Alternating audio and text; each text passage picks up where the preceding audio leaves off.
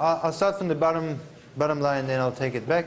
The assignment will be released after the mid-session break, and you will have until the end of week 12 to do it. So plenty of time. There's all right, I see you're happy. There's a few reasons for this. By the way, the crucial reason was that while I was writing your assignment, I had some idea of what I wanted you to do for your assignment, something that I thought was very interesting, and yet something very interesting but not very easy. And while I was writing it, it became very obvious that it will be very, very hard assignment. And the idea was not to make your life difficult, but rather for you to learn things from your assignment. So I decided, well, hold on.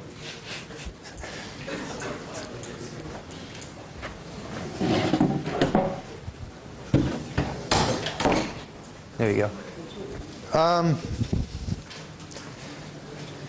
So I decided to review that particular topic. I'm still trying to decide whether I'm simplifying it on the same topic or I'm giving you a new topic. That's why the delay. The other reason that I found out today, and I thought I might as well use, is that I don't want to impose on you on your mid-session break. You might as well enjoy your mid-session break and then worry about studying later.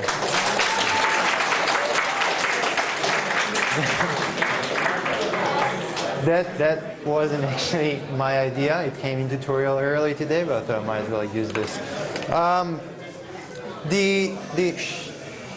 The downside of postponing the assignment, as I said, I will be away from campus on weeks 11 and 12.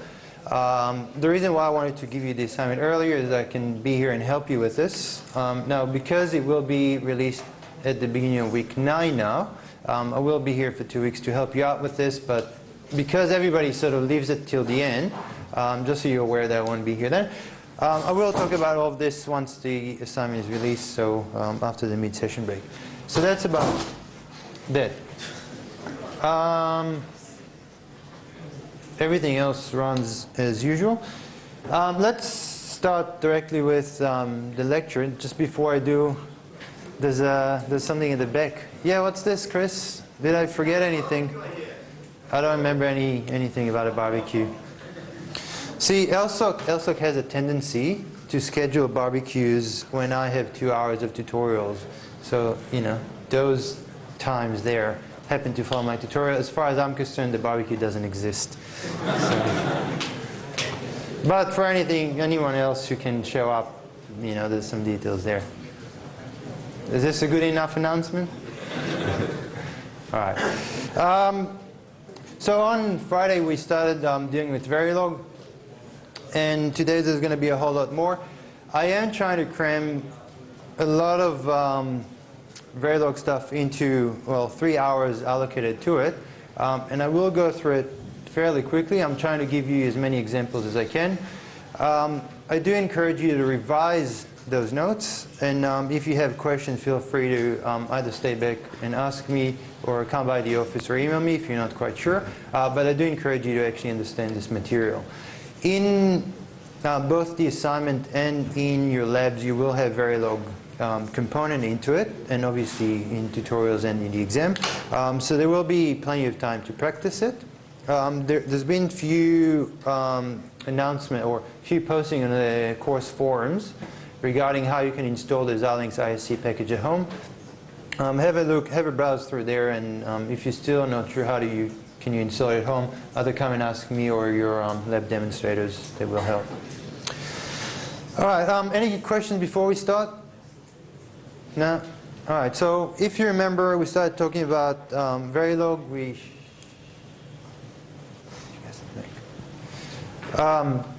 And so far what we said, Verilog is a textual way to describe your circuits. You can either do it in a structural description, which is the kind of stuff we worked on Friday. And then today we'll go into the data flow description. Now we stopped by building this multiplexer here. And I do want to emphasize the difference between a structural description and data flow, everything we've done up till now was structural. In a structural description, we actually tell Verilog, these are the components we want to instantiate. In this case, it's just fundamental gates. We have, I do have my pen. We've got the inverters, the ANDs, and the OR gate. But we tell Verilog, these are the gates we want you to use. Connect them using the nets or the wires that we provide. And we tell Verilog what to connect how. And Verilog will go and synthesize the circuit exactly as we told it to do. And these are the new stuff for today. I'll just get my pen.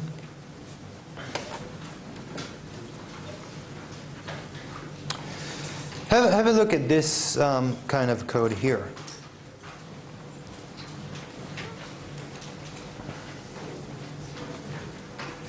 Some of you can fairly obviously understand what's going on. This is, according to the comment, a decoder. Remember, we implemented the decoder at the beginning of last lecture. It looks fairly straightforward. I mean, there's some equations there. We want the outputs to be something and something, and then the squiggle that obviously means not. But it's not actually identical to this kind of stuff we've done in the last lecture. And before we actually analyze to see exactly what's going on here, let's give you some formalities when it comes to hooray. Well, he just recovered. Some formalities with Verilog. First of all, Verilog's logic system is a 4-valued logic system. So each variable can actually take 4 different values. We have the obvious zeros and ones, the binary values, but it also has those 2 extra ones, the x and the z. X tells us the variable takes an unknown value.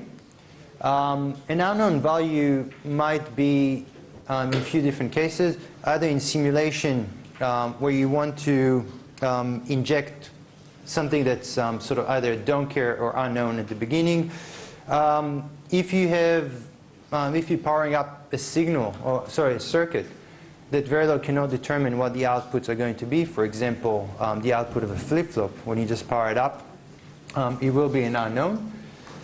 High impedance is, well, similar to what we learned back in week 4 about high impedance circuits. It's essentially that there's no connection in the circuit. And this is used so we can implement things like 3-state buffers or 3-state gates in general.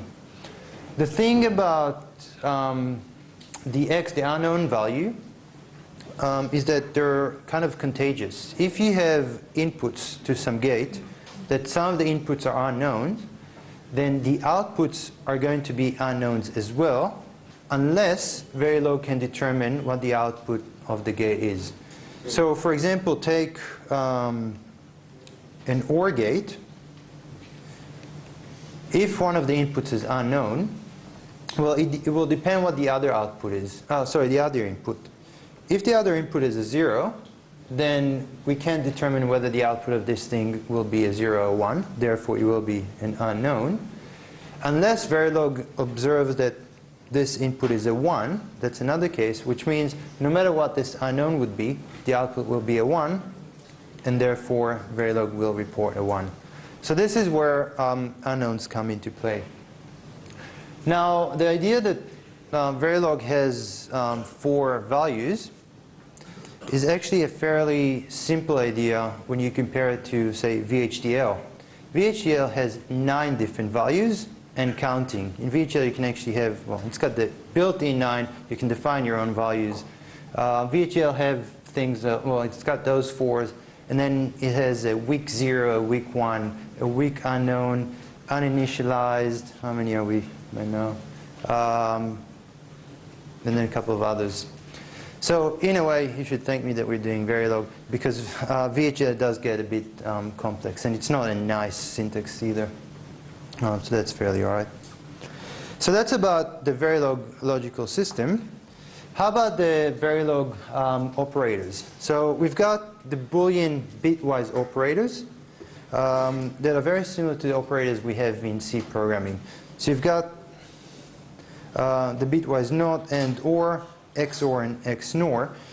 Now, the thing about these operators is that there are bitwise operators on other single bit values or on vectors. If you apply them on single bits, then it's fairly obvious what the result's going to be. If you, for example, AND two 1-bit values, then you'll just get the ANDed between those two values.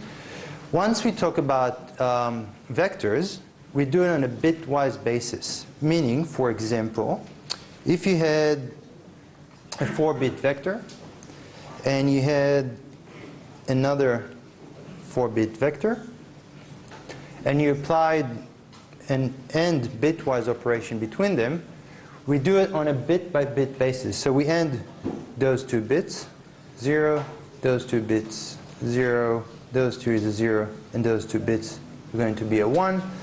And this will be our final result. Now, can I ask you to put all the mobile phones on silent? And who's got those old Nokias that beep, beep, beep all the time? Please put the mobile phones on silent. Thank you. It should be obvious when you come to a lecture. Now, a few things just about these operators. The AND, OR, XOR, and XNOR are all binary operators in a sense that they all have two operands to work with. So you have two values to apply the operators on. The NOT is a unary operator, so it only takes one variable and invert it. And again, the inversion is on a bit-by-bit basis. So if we had a multiple bit vector, again, for example, this value, and we bitwise invert it, we will get each one of those bits inverted. The last thing I want to say about these things is about the XNOR operation. There's two ways to symbolize an XNOR. Either, well, this one or this one. This one is sort of the NOT XOR, which is the definition of XNOR. Just about this symbol there, you can think about this one as just being an XOR operation where the second operand is inverted. And we know that with an XOR, if you invert one of the variables, you get an XNOR. And hence the two different ways of writing an XNOR. Not a huge matter, but just so you're aware of this. So that's about the logical, the Verilog logic system. These are the operations you can do on them, the bitwise operations.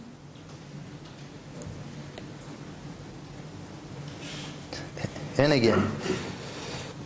Now let's talk about this assign keyword that you see over there. And this is where I'm going to start getting into little subtleties, and I want you to really pay attention to what I'm going to say. The assign keyword, and you got the syntax up there, will continuously, and this is really important, evaluate the value on the right-hand side and assign it to the left-hand side. So the left-hand side is a net name, essentially a wire. And this assign will say, well, this wire will always get the value of the expression on the right-hand side. Now, why is it so important I say it's a continuous assignment? Because if throughout the running time of your program or your design, the expression on the right-hand side changes, the left-hand side, the net or the wire, will follow it automatically. So as soon as there are any change on the right-hand side, the left-hand side will change as well.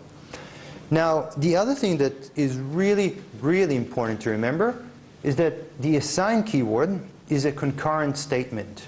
And if you remember from Friday, concurrent statements are statements that all run in parallel. So if we have a few of those assigned similar to what we have in the example there, all of them are being evaluated in parallel all the time. If you look at the example, if, for example, I've changed one of my variable, let's say A0 as an example, this will affect all of D0 to D3 instantaneously at the same time to all of them throughout the whole running time of the design.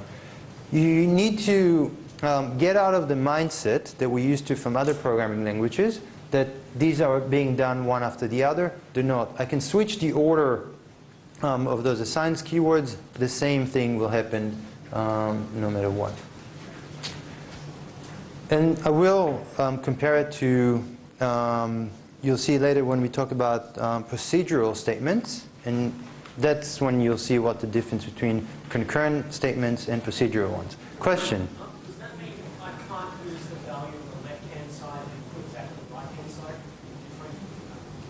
Different expression? You could. Since it's sort of parallel, you can't go and grab the top one first and then the second one. Yeah, but then what's going to happen? Essentially, you can imagine, I mean, the left-hand side are going to be wires, right? Now you can feed those wires into another assigned. So as soon, and this will affect anything that will change on the right-hand side, will affect the left-hand side. That will in turn affect your sort of next assigned. So there's no contradiction there unless you start having a loop logic, and then the compiler will probably yell at you and say we can't determine what the value is going to be. Okay.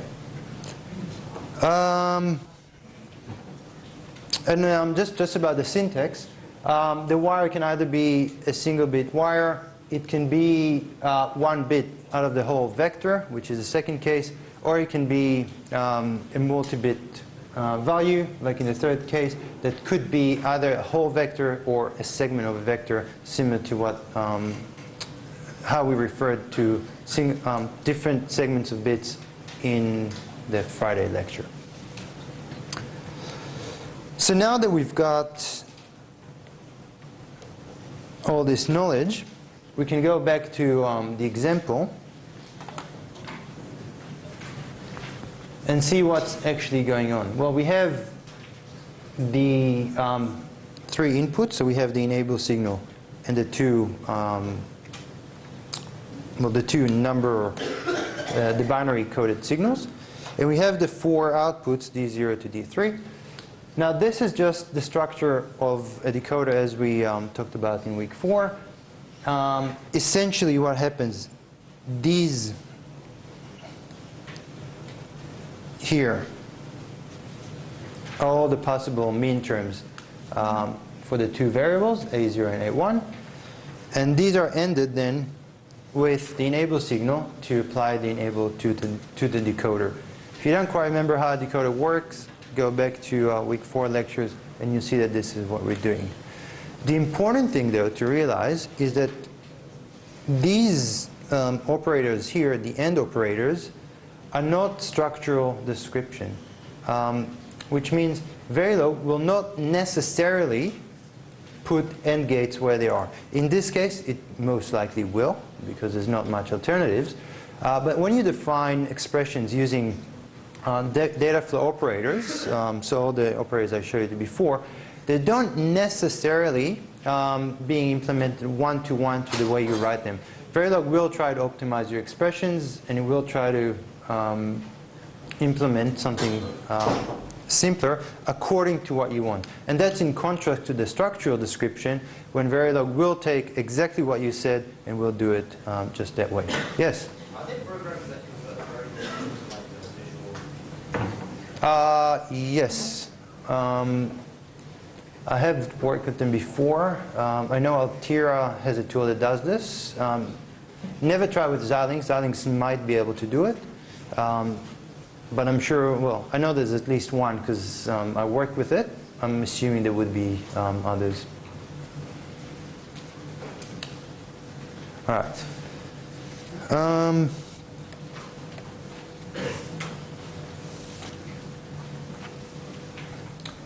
All right, any questions so far?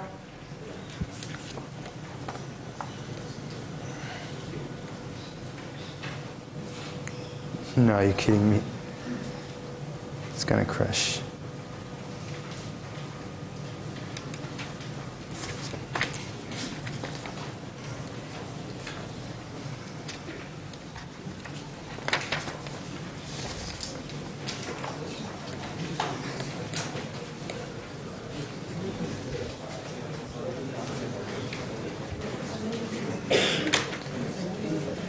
I think my computer likes Verilog just as much as you do.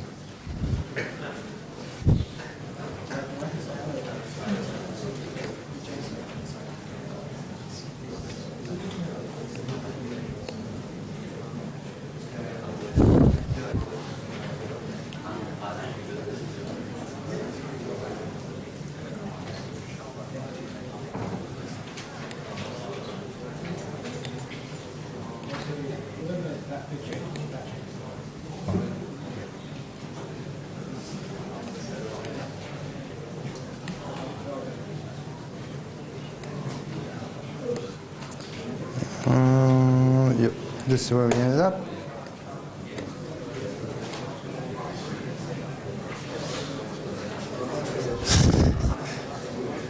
It's flipped on my side. 1 second.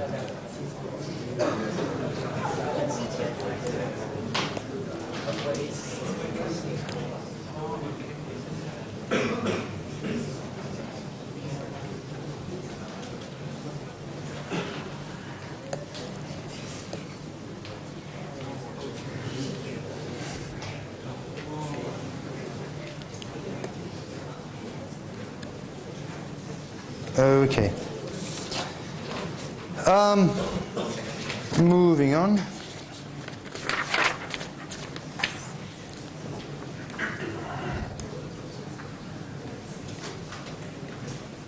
Stare at this code for a while. This is an implementation for a 4-to-1 multiplexer. There's a few things. There's actually nothing new about this code.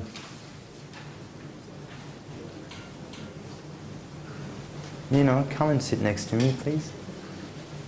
Now, come on. Down here. I'm not kidding.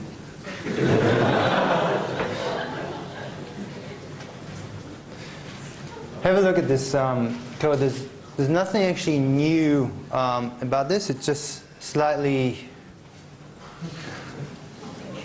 Come on.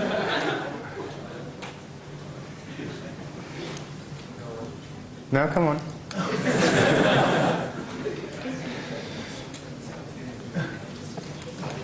There's nothing actually new about this code. It uses everything that we've looked at so far. It's just a little bit of a more larger, more complex expression where we have sort of AND gates, or 3 input AND gates. That's how you can think about it. And then ORed with another thing, ORed with another thing, and ORed with another thing. I do want to point out some things. For a starter, I did put a line break. You're not coming down? No, I wasn't kidding. Sure.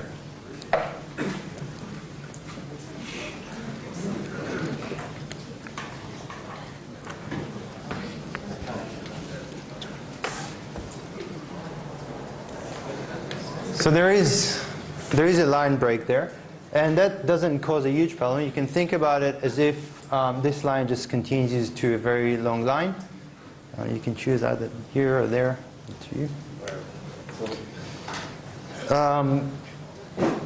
As we said, the compiler just ignores any new lines that in the code. It just ignores them. The important bit is a semicolon here at the end. That's how the compiler knows that's the end of the line. The other thing is there's a whole lot of white space here. Again, the compiler just ignores it. That doesn't impose a problem. This is a nice style. If you do have a very long line, just break it. A bit of a styling of your program.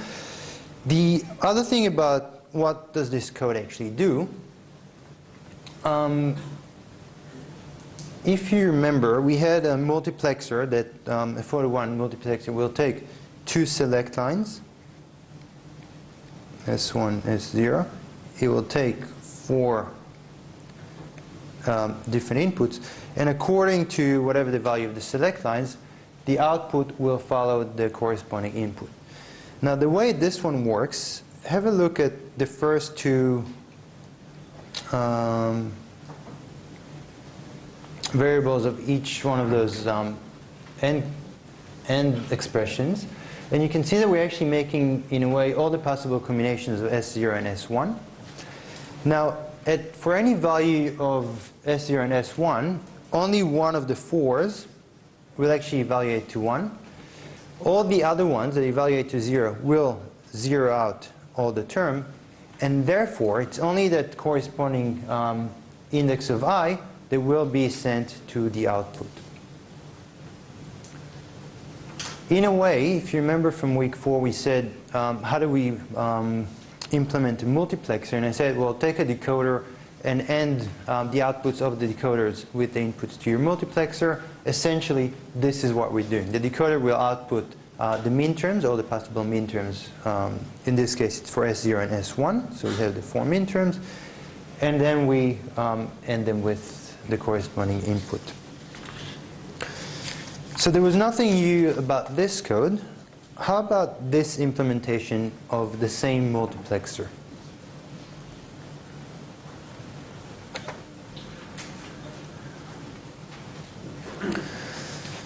So we know what the assign does. However, there's few new things here. There's these funny 2'B something. There's all these question marks and columns, and then there's this X here thing. Let's go through some of these, well, all of these, and then we'll go back to the example and see what's going on. Verilog lets us define numeric literals. In a way, a constant number that you want to put in. If you just put any old number into your Verilog, it will interpret it as a decimal number. And you will internally treat it as a 32 bits decimal number. But usually we want to tell Verilog the structure of our number. We might want to express in the different bases. Binary is very convenient because we work a lot in binary. Sometimes we want to express in hexadecimal because hexadecimal is a good way to shortcut binary. And we need to define a way to tell Verilog what are we talking about, how many bits we have. And this is exactly this format here that is shown on the screen. The way it works is we're going to have, we start with n, which is the size of the number of this literal in bits. This is what's going on. It actually detects my finger, even though I disabled it. I will disable it later. The idea with defining the size in bits, you have to remember it's always bits, not digits. So if the number that you will define later is not in binary, the n number is still given in bits.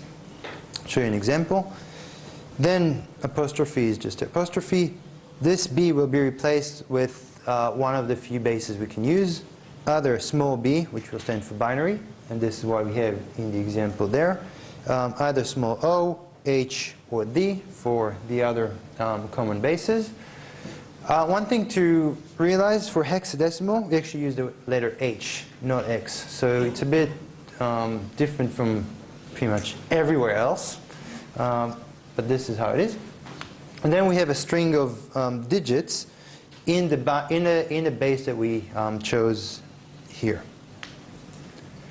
If you look at the example, we have a lot of 2 apostrophe small b and then a binary number. All we say is it's a 2-bit numeric literal and in binary, and these will be the numbers over there.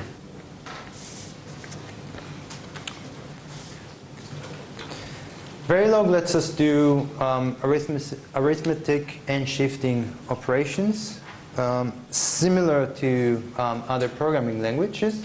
If you have 2 numbers, you can do operators on them. Addition and subtraction are fairly straightforward. Now, if you do arithmetic operations in your Verilog, it will take that operation and actually implement a physical circuit for it. So we will talk in week 9 about how we actually implement adders and subtractors, and this is what Verilog will do for you. When it comes to multiplications, divisions, and modulus, things get a little bit more complicated. To implement a multiplier in hardware is actually a fairly large structure. we won't talk too much about this.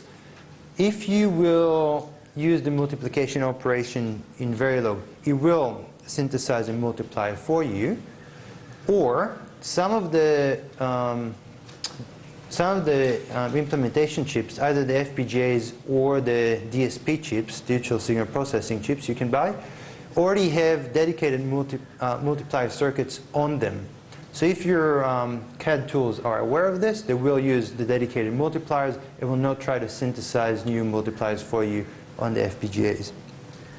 When it comes to division and remainder, that's when things get extremely difficult, if not impossible.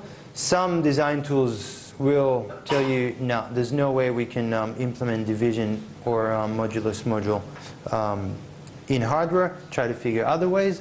Sometimes you can get away with it. When you divide by, say, powers of 2, there's tricks the hardware will be able to manage. Depends on how sophisticated your design tools are. By the way, in 2141, we will learn not so much how to implement these in hardware, but how to go about implementing them in software that will look like hardware. We'll get to it then. There's the shifting operators, the shift left and the shift right.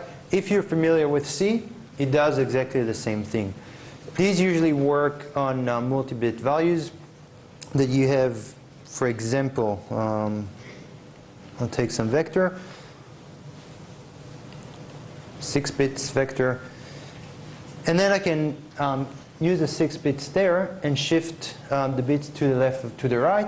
If I shift it to the left, things will sort of fall off the edge, and these will be padded with zeros. On the other side, if I shift 2 bits to the left, this whole thing will be shifted. These two will sort of fall off the edge, and Verilog will pad it with 2 extra zeros at the end. We will stay with 6 bits.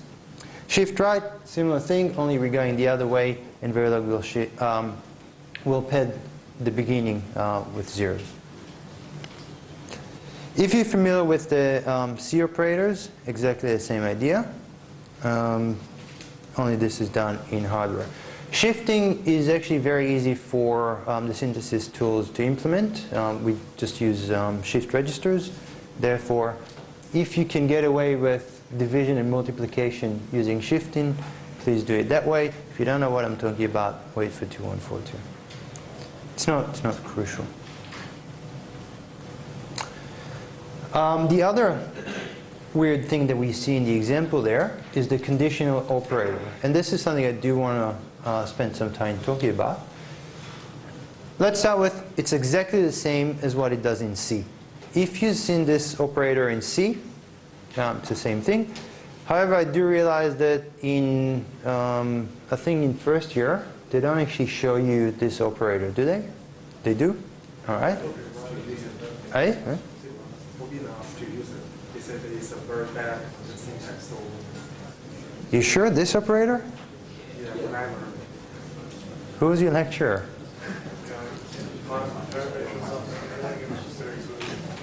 This is actually a very good style, if you're asking me.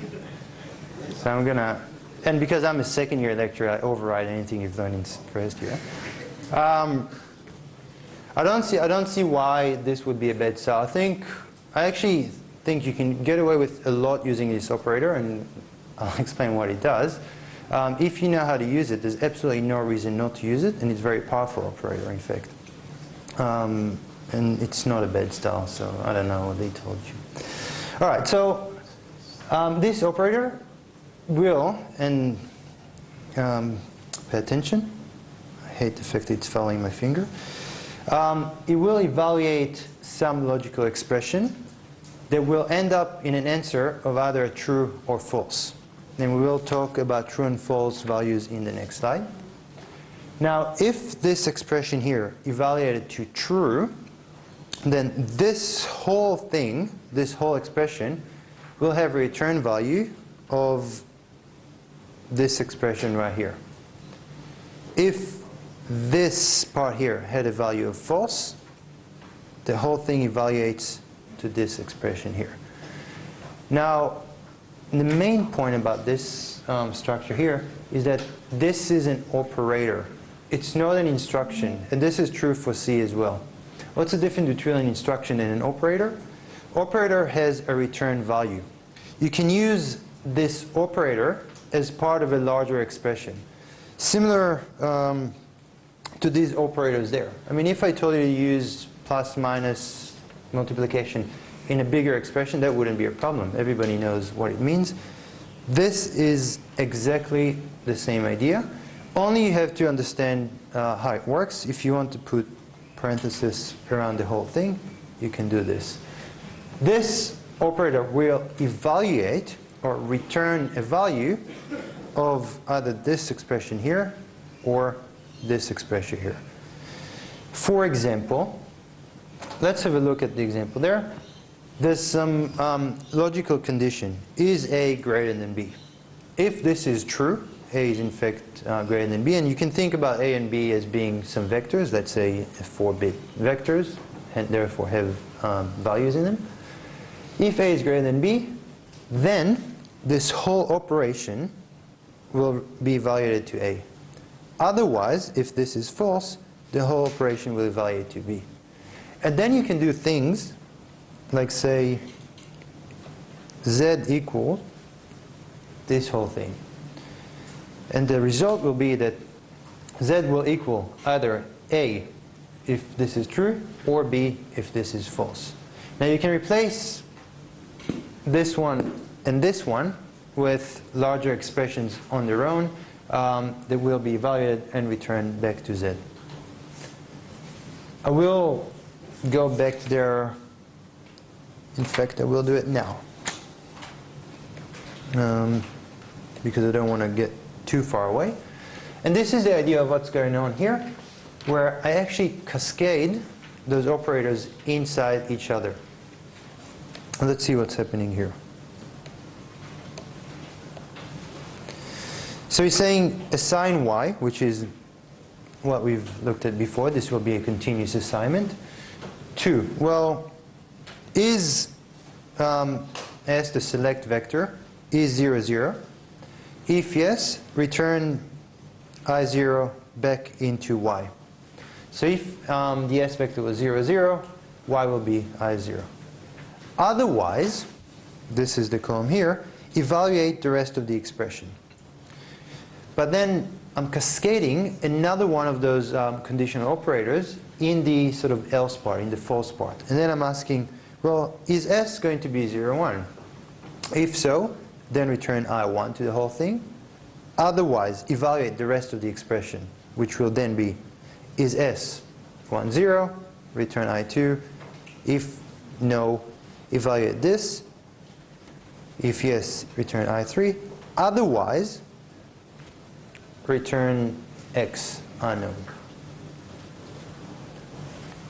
Now, why do I have to do this otherwise there?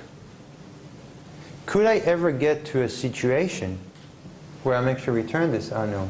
Because I did cover all the possible combination of S.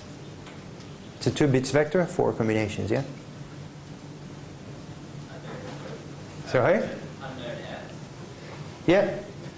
So we could have situation. Remember, Verilog is in fact a 4-value system.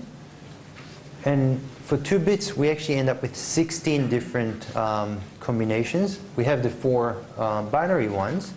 But then each one of those bits in the S can be either as an X, an unknown, or it can be high impedance coming from somewhere else. So these are possibilities. We don't expect them to happen.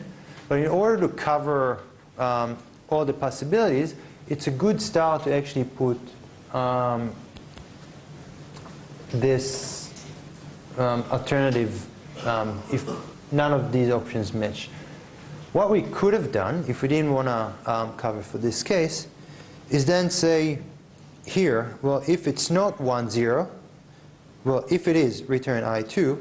If it's not, just return I3. Because if we got there, we would have assumed we covered all the possible combinations, and there's no reason to actually check for 1, 1.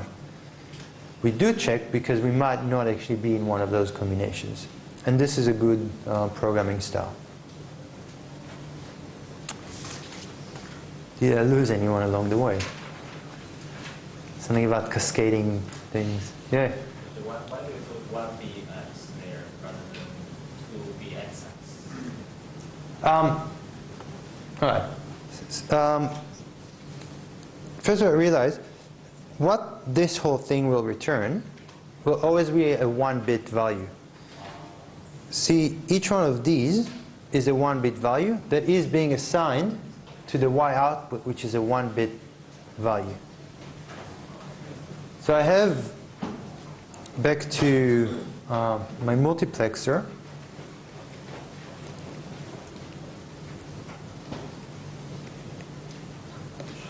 I0, I1, I2. This is here, yeah? I am only returning one of those, which are all 1-bit values, into y, where the 2 bits are actually my select lines. So the return will always be a 1-bit value. Therefore, the 1-bit x. Essentially, sending this y to an unknown value. The effect that this will have, by the way, is if this multiplexer is then feeding another thing, that input to this other thing will be shown as x, if that was the case there, and therefore it might be contagious and we'll have those x's propagating all the way through a system. It's actually not a bad design, because if you get x's in simulation at the end, then you can say, first of all, did I expect to get an unknown? And if not, then you sort of start tracing back where your unknown started, and then you can sort of figure out where your problem is.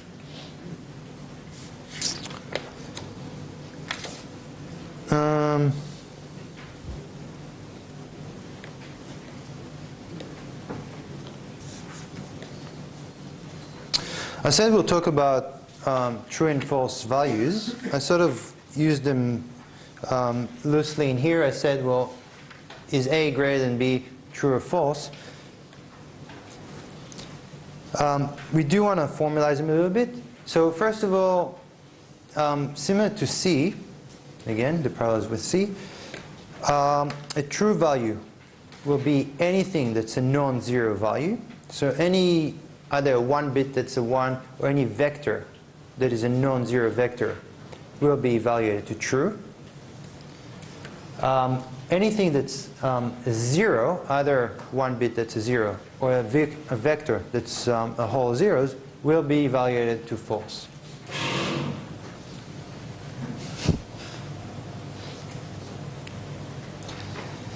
Now, we can use a whole bunch of logical operators in Verilog to determine true or false values.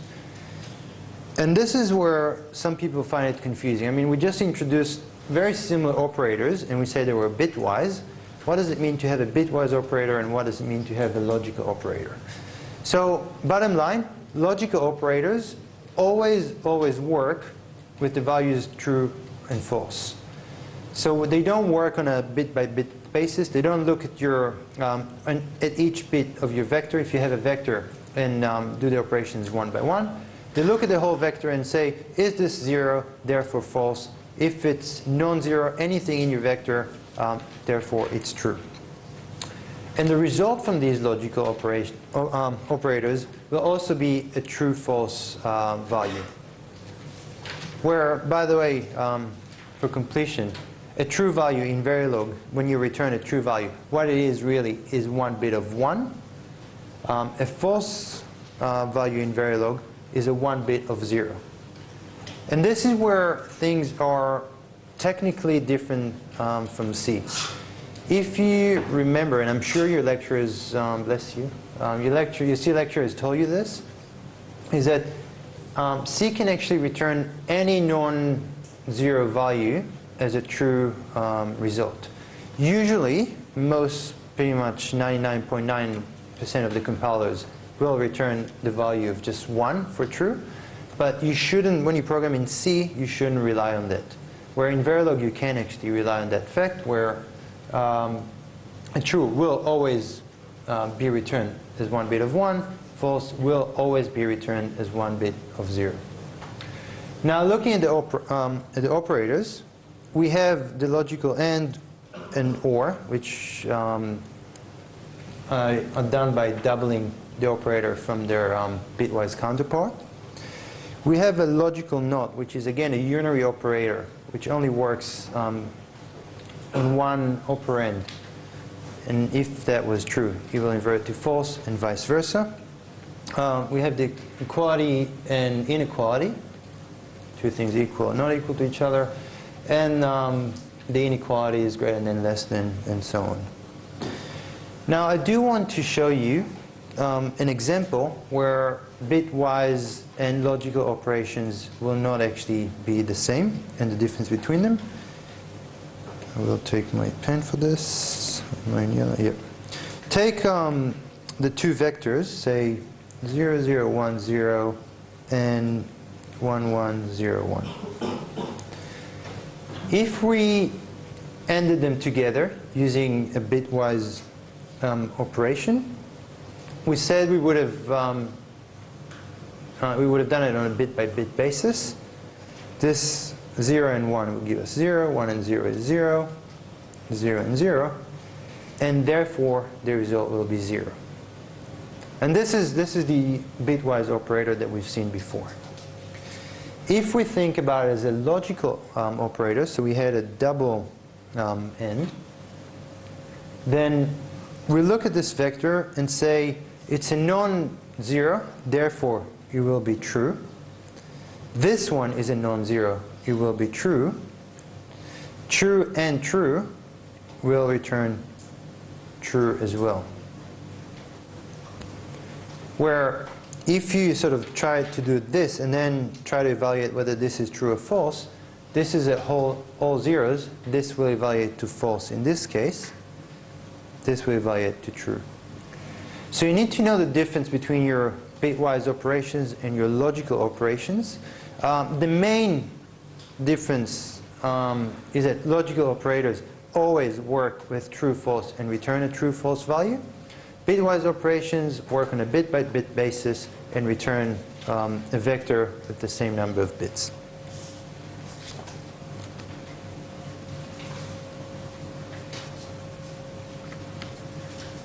Now, before we go to the break, I want to show you another implementation of a multiplexer. And I did say in week 4 there's plenty of ways to implement a multiplexer.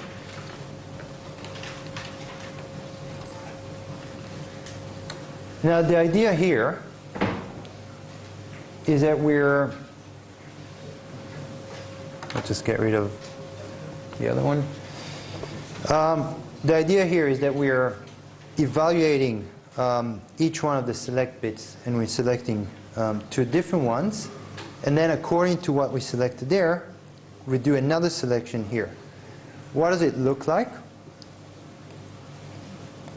It's the same as cascading your multiplexers, where this will be S0 and S1. Sorry, I0, I1.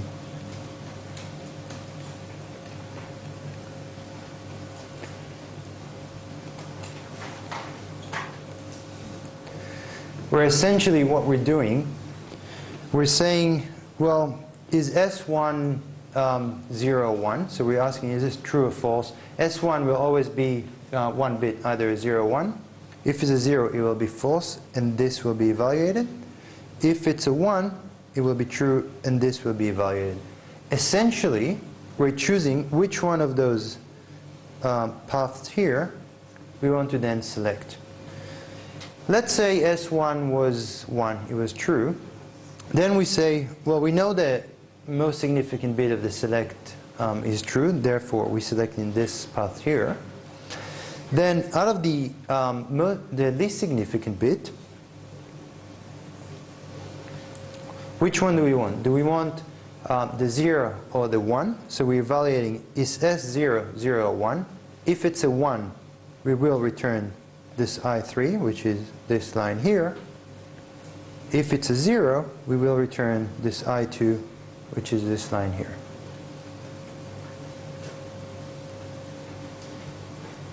Now here's a question that's not necessarily related to Verilog, but to multiplexers.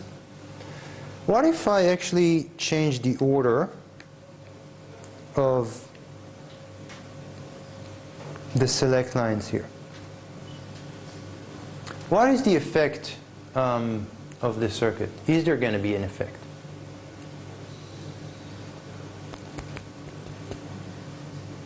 I do want to see a show of hands. How many people actually think they can figure out what will be the effect?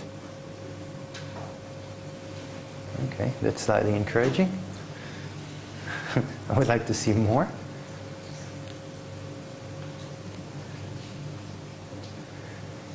Well, what will happen is that now we're selecting the least significant bit in this multiplexer here, and the most significant bit here. And it actually helps to track those zeros and ones here. If S0 is a 0, and I will write all the possible combinations that will correspond to I0, I1, I2, and I3. If S0 is a 0, we're actually choosing all the subgroup where all the least significant bits are 0, which will be this subgroup here and this subgroup here. So it's this 0 and this 0.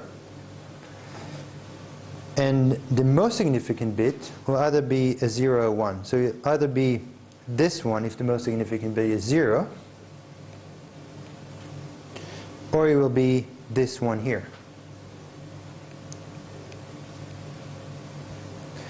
Similarly, if S0 was a 1, so the least significant bit is 1, it will be either this group or this group, depending on the most significant bit. If it's a 0, it should be I1. If it's a 1, it should be I3.